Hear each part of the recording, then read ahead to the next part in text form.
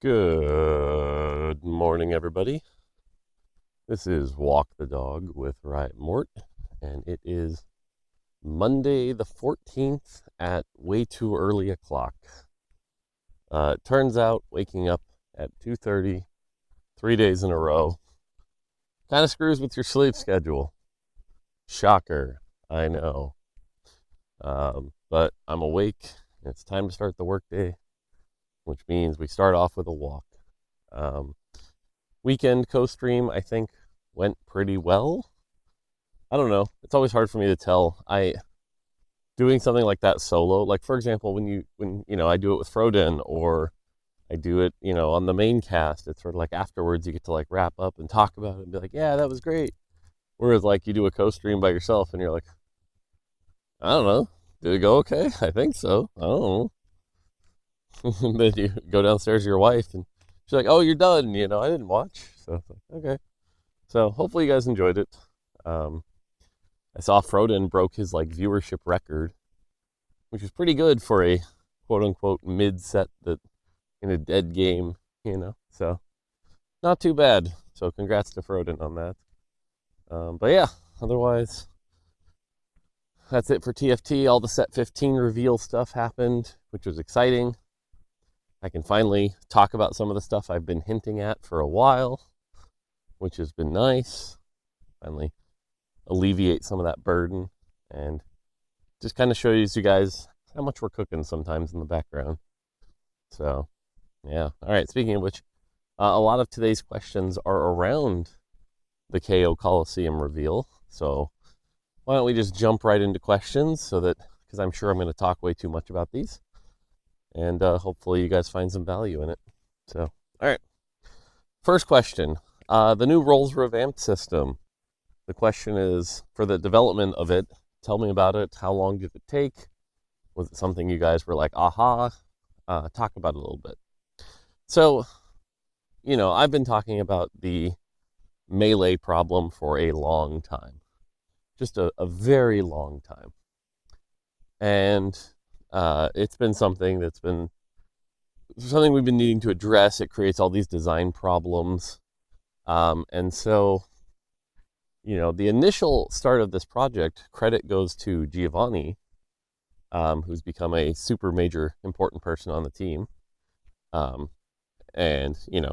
for those of you that don't know, Giovanni was like set lead of 4 and 6 and, then left the team for a little bit, then came back.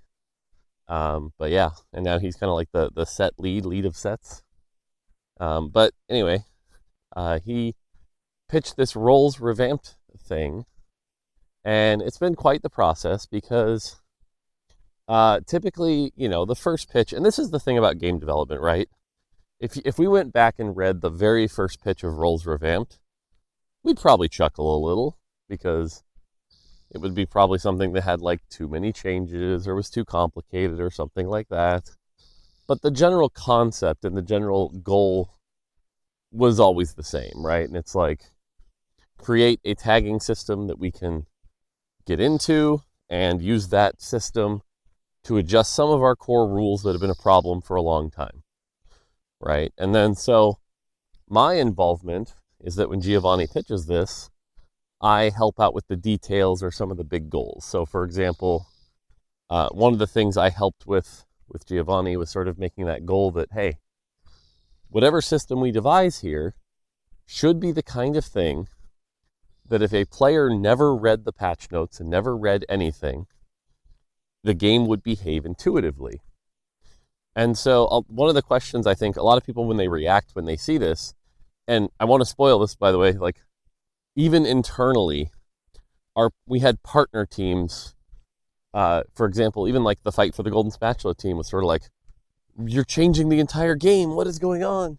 Right? Like when you first read these changes, your reaction is like, this sounds really complicated.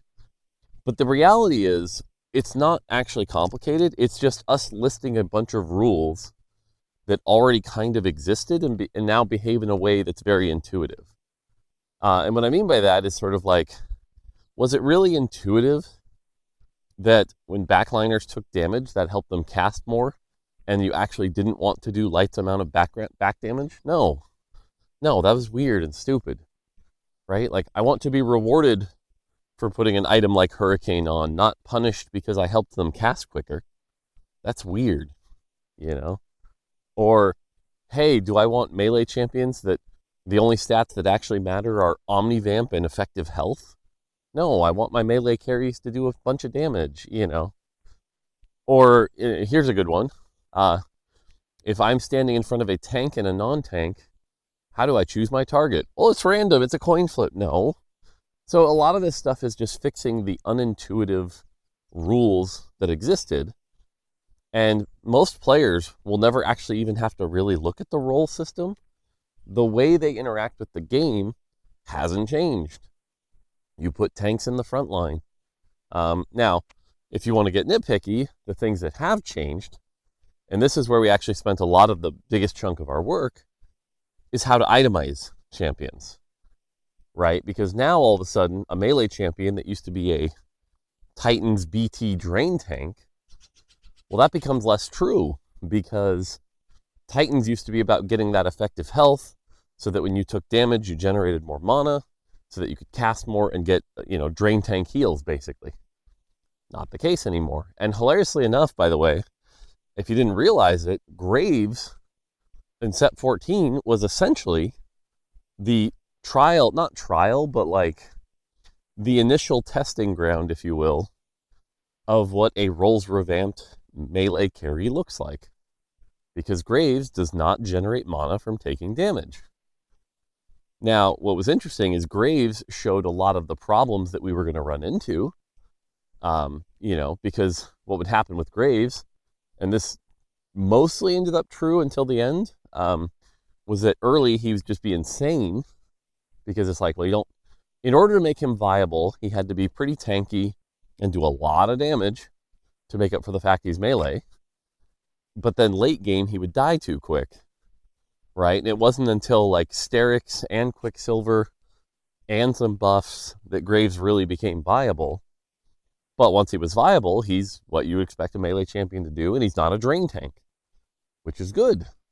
But there were definitely people on the team that were very convinced that Graves was never going to be a thing, that like no matter what we did, Graves wouldn't be viable.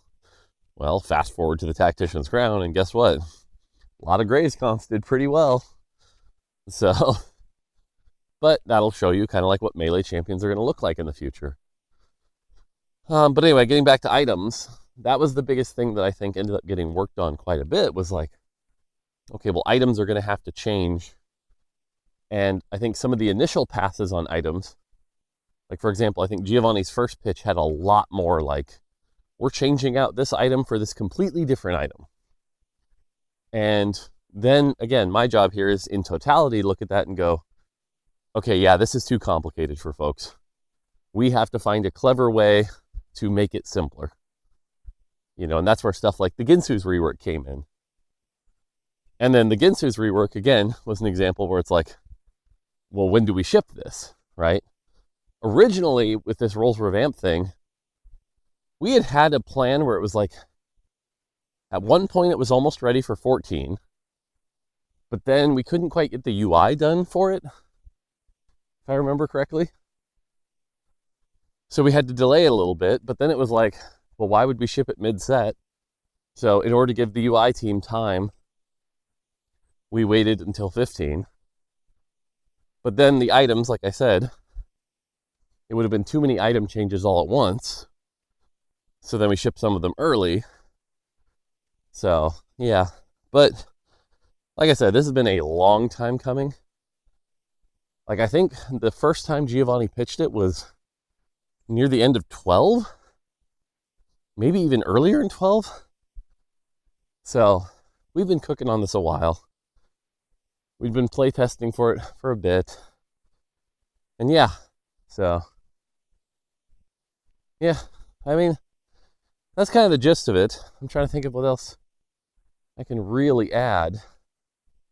Like I said, a lot of iterations on the items. Oh, okay, one of the other things, though, is that, again, when you're a designer, you dream big. Oh, sorry, I haven't walked in a few days. When you're a designer, you dream big.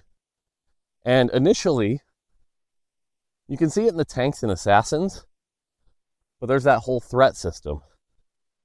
Giovanni's original pitch was actually a much more in-depth system, where it was like everyone would have a threat number based on their role, based on their position, and there'd be different aggro based on that.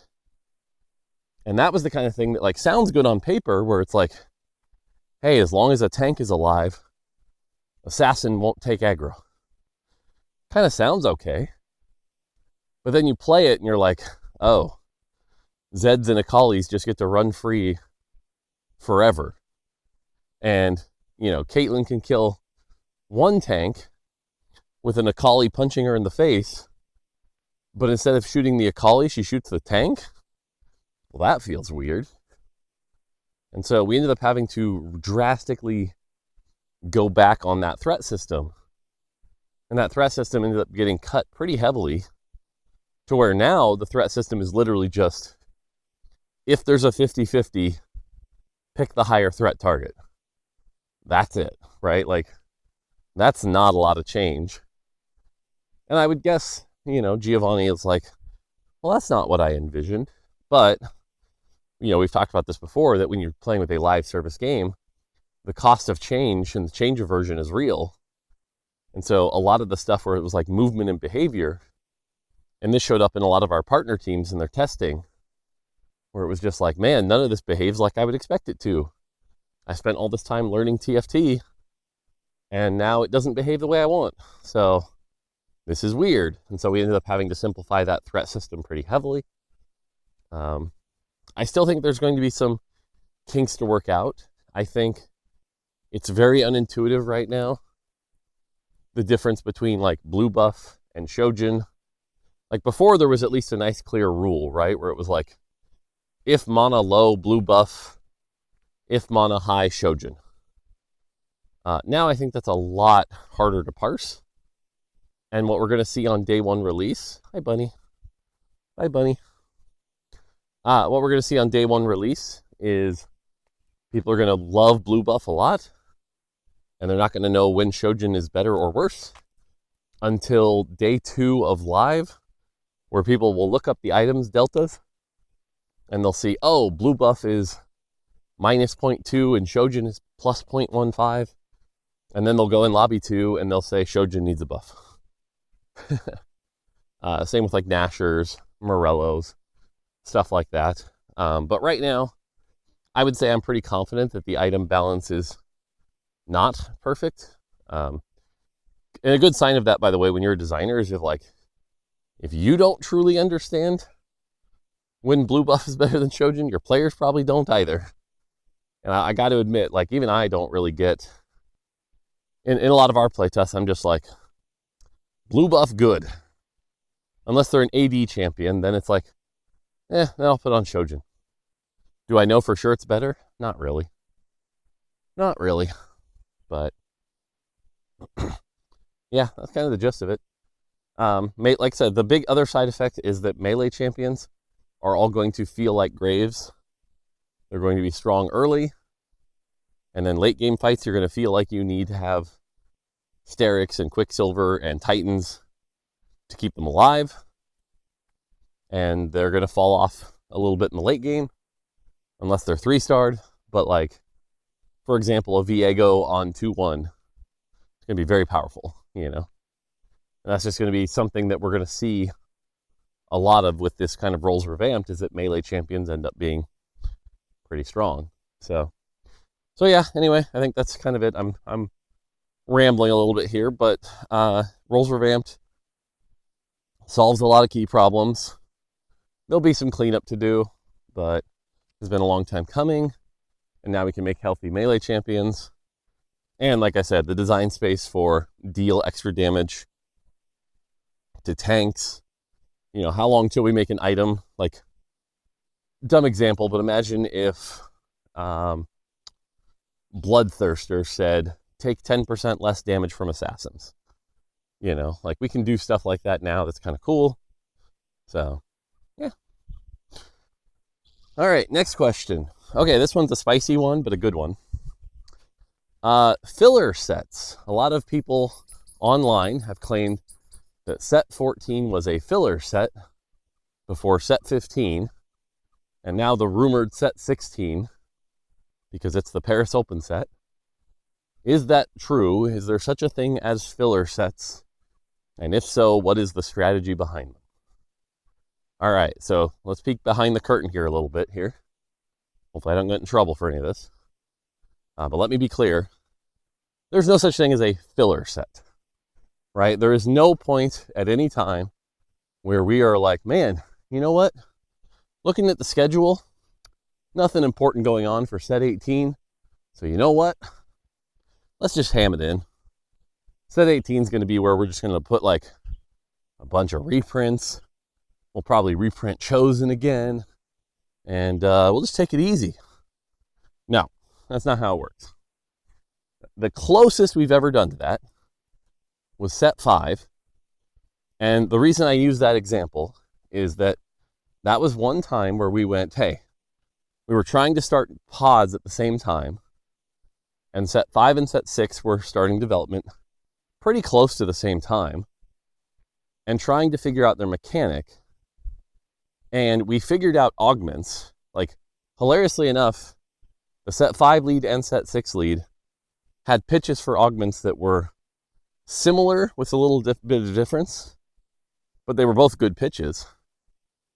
And the meat of those pitches was like, this is really good. We can do some really good stuff with this. We should save it for set 6 because it's the arcane set and it gives us more time to do it right. That was the important thing. And so for set 5, even though we could have shipped augments with set 5, we purposely went, let's hold off on that. Let's do that later. And set 5 will have to come up with something else. And given the time that we had, the best we came up with was shadow items, which, didn't really pan out. And, because we had to make sure set 6 was good, set 5 at the time only had 2.5 designers really. So it didn't quite get the design investment we would have hoped for. And so that's probably the closest we've ever done to a filler set. Though I wouldn't use the term filler, I would just say, look, man, we made the bets where we could. Okay? So since then, you might be wondering, well, why are certain sets better or worse or whatever than others? And this is a complicated question that could be a lot of different factors. Okay? Let's take, for example, the set mechanic. Typically when we make a set, we have now about 11 months to make a set from start to finish. Maybe a little longer if we get started early, but about 11 months, okay? So you can write up a paper mechanic and let's say everyone signs off on it, which I want to say hilariously enough, set 15 started with a very different mechanic. It was actually one I pitched that ended up not quite working out. And so you go down the path of that mechanic, you work on it a bit, and then, a couple months pass, you get it in the game, you're testing it, and eventually you go, this is not working. If we ship this, the game's not going to be good. And when that happens, now all of a sudden, maybe you've got 7 months left or 6 months left, and you need a new mechanic. And so what you can do goes down pretty heavily because there's a lot less time now. I think 14 actually had a similar train. But basically, so now all of a sudden it's like, well, you need a simple backup mechanic that you can make quicker. And your ability to do cool things has gone down a bit. This actually happens a lot in TFT, I want to be clear. Historically, let me think. Set 7 had this happen because dragon eggs became dragons. Set 8 had this happen because redacted eventually became hero augments. Set 9 we knew. Set 10 had this happen. Redacted became chosen again because we ran out of options. 11 we knew. 12 had this happen slightly. Redacted became charms. 13 knew what we'd be making. 14 had this happen. Redacted became hacks. And 15 had this happen. Redacted became power-ups. So, like I said, this happens pretty frequently. And so sometimes when you have to come up with a backup, you can end up with something worse, or you can end up with something that feels a little meh. Or if you're lucky, you can end up with something that's great, right? Like in the case of set 10, Chosen being around again, not a problem. Or set 12, I think Charms ended up really, really well, despite the journey it took to get there. So that can happen, because design isn't like some people will tell you, like, well, the first thing you do is you make your design document, and then you just work on it for 11 months and then ship the game. That's how you get a really bad game. Sometimes you have to look at what you're making and go, this sucks. But other times you have to have the confidence to go, well, this is going to be good enough, So, stuff like that can change things. Another example of this can be, you set up a trait structure and you play through it and you're like, ooh, some of this just isn't working. Another aspect here can be, the team of designers you put on it, right? And again, this is not some weird shade or commentary or anything like that, but as you're building a team, not everyone, let's say you have 12 set designers. All 12 of these set designers are not clones of Giovanni. That's just not how it works, right? A couple of them might be a fresh hire. A couple of them might have different strengths and weaknesses. Some of them might be better at thematics and worse at mechanics, or vice versa.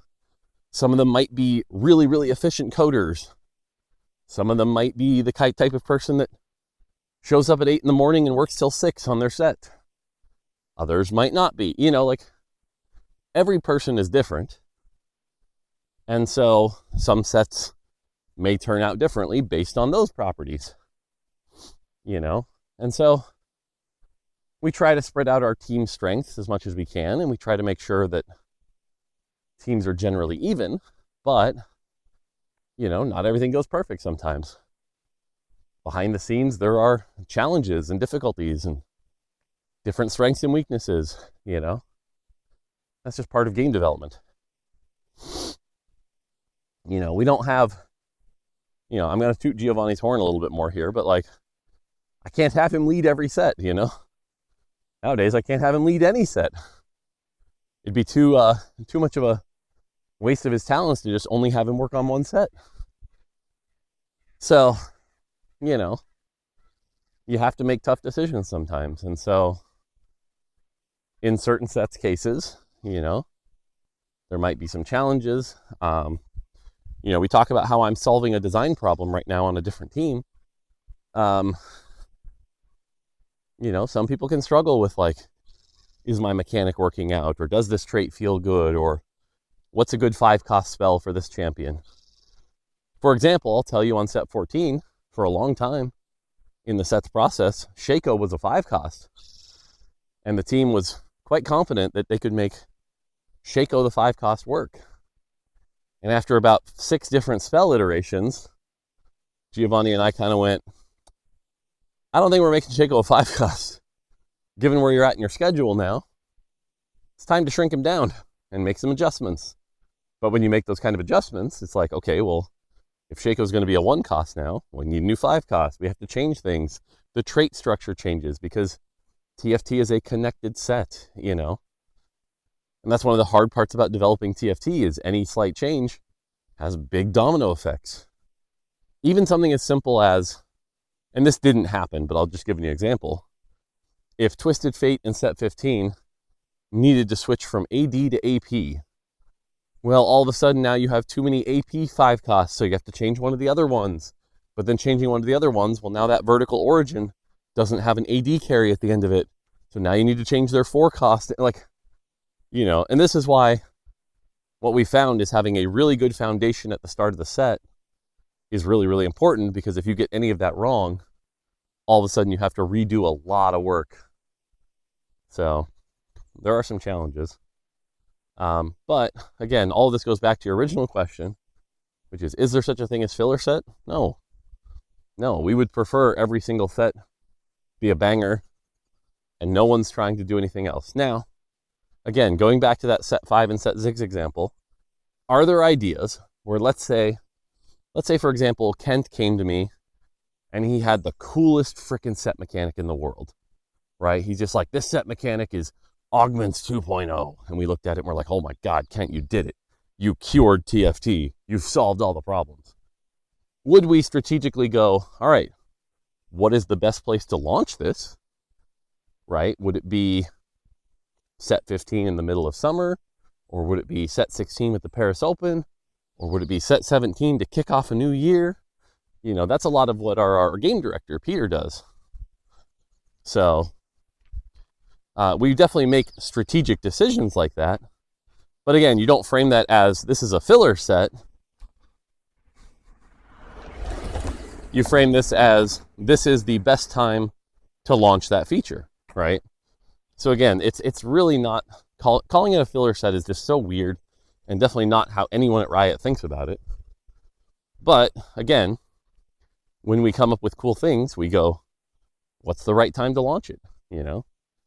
And some of that might be, hilariously enough, like in Peter's world, it's like, well, hey, if Kent invented this TFT mechanic that's awesome, do we launch it the same day as League of Legends is starting their new season and Valorant is doing their world's final? Like, probably not. You have to take stuff like that into account, right?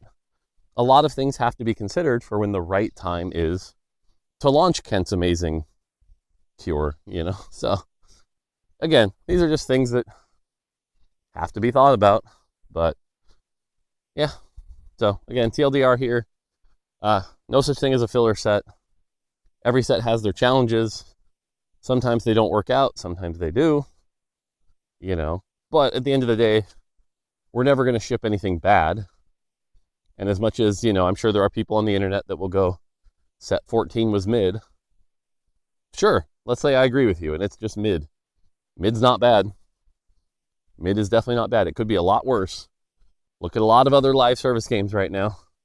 Could be a lot worse. So we'll never ship something bad to you. So, all right, last question of the day. We're already at 27 minutes. I think I can get through this one though. Support items. What are your thoughts on support items? This was asked like Thursday, and I said, ask me Monday.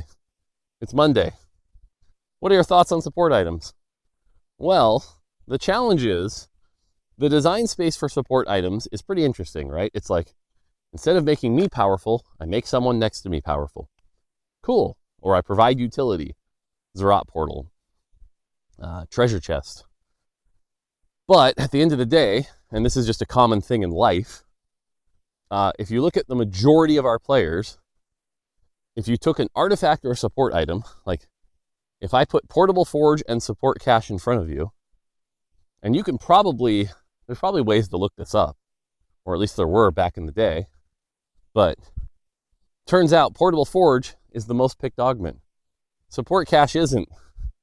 Support Cache is a lot lower. Shocking. And so we have two items of similar value that occupy similar spaces, but one's just a better version and more fun.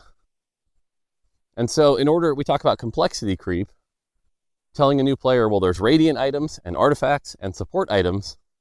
That's a lot. We know that. So we decided that support items were the thing that's like, look, man, we don't really need these. If there were any support items that we were just like, this is so cool, we have to keep it, which there aren't right now, but let's say there were, just make it a damn artifact. You know, and there's already a couple artifacts I would debate are close to support items. I think it's Light Shield Crest, the one that gives you 55 armor and MR and gives a shield when you die to everybody around. Like, that's basically a support item, but we call it an artifact. No one's really batted an eye. So, you know, if someday we're like, man, I don't know, Zeke's really needs to come back. Okay, fine. We just make a Zeke's artifact, right? And artifacts simply become instead of it being, we force ourselves to say like, artifacts only make the carrier better, we will probably change the categorization to artifacts are just unique items with unique outputs, right? And that's probably a simpler holistic system and a simpler categorization of items. That means we don't have to worry about support items. So we just, in the end, decided like, this is a space. We always talk about how we're at complexity ceiling. Anything we can remove can give us space back to make the game simpler. So support items kind of had to go. And again, are we losing some stuff? Of course, right? Like, I think, for example, the augment that gives the 3 voids over the course of the game was kind of fun. Or, even though I personally didn't like it. Or, treasure chest. Treasure chest Zach is kind of cool. Like, that's neat. But at the end of the day, not really worth it. And some of the stuff we'd kept, like Zephyr, like no one was like, oh, sweet, I rolled a Zephyr. I can't wait to Zephyr people. Like that just wasn't a thing. So yeah, we made the call a while ago. Shout out to Blue Velvet. He was one of the big drivers on this. But we made the change to kill support items. And so, hilariously enough, the biggest chunk of work for that was like going through everything that grants random rewards and being like, remove the support items, right? Call to chaos. We had to remove all the support outputs. Golden egg, anything that has a support item, gone, right? Like that was actually the biggest chunk of work. And hilariously enough, for like 2 or 3 weeks during playtests, we'd just be like, wait, I got a support item again. Where'd that come from? Oh, crap. I forgot to remove that out from that spot. Okay, great. Yeah. This would just happen like once a week for 3 weeks after the initial removal, because it's just like, yep, forgot that was there. Call to chaos was the big one I remember for a couple times. It's like, oh yeah, you just got the locket dummy again. Oops. So yeah, so support items are gone. I don't think anyone's going to really notice or care. They're just like one of the least exciting features in the game right now. And again, we'll be doing this more often where it's like parts of the game that aren't as good, you just cut them. Not a big deal. So there you go. All right. That's going to do it. Yeah, it's weird. Like I said, I spend my mornings. You can tell, by the way, like how much, even though I'm not on TFT right now, how much I still think about the game, how much I talk about it. I'm excited for a lot of these changes that we've been cooking. But this is also why I said, like, I'm not going anywhere. Eventually I'll come back. But you guys will be on PBE soon. That'll be fun. And we'll see how it goes. So, yeah. All right. That's going to do it for me. Hope you all have a great week. Monday through Friday, we'll kick these up again. So, yeah. All right. Until next time, take it easy.